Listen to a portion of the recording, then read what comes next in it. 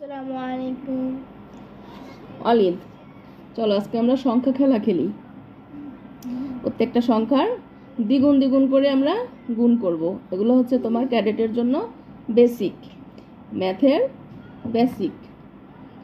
আমরা শিখবো আজকে দ্বিগুণ দ্বিগুণ খেলা আর বর্গ। ঠিক আছে, এই দুইটা জিনিস আজকে তোমাকে আমি ধরবো, তুমি বলবা। ঠিক আছে, বলো। 2 দুগুণে 4, 4 দুগুণে 8, 8 দুগুণে 16, 16 দুগুণে 32, 32 দুগুণে 64, 64 দুগুণে 128, 128 দুগুণে 256, 256 দুগুণে 512, 512 দুগুণে 1024।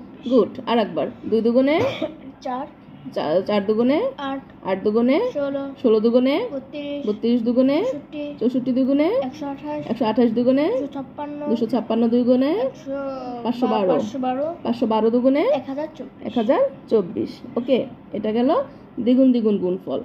এরপরে আসো বর্গ। বর্গ কি? একই জিনিস দুইটার গুণফল। একই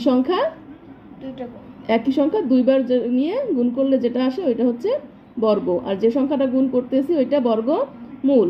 বীজগণিতে এটাকে বলে স্কয়ার। বলো। 2 দুগুণে 4, 3 দুগুণে 3 তিনে 9, 4 চারে 16, 5 পাঁচে 25, 6 6 36, 7 সাতা 49, 8 আটা 64, 9 9 81, 10 10 100, 11 11 121, 12 12 144, 13 13 169, 14 14 196, 15 15 225, 16 16 256, 17 17 289, 18 18 324, 19 19 361, 20 20।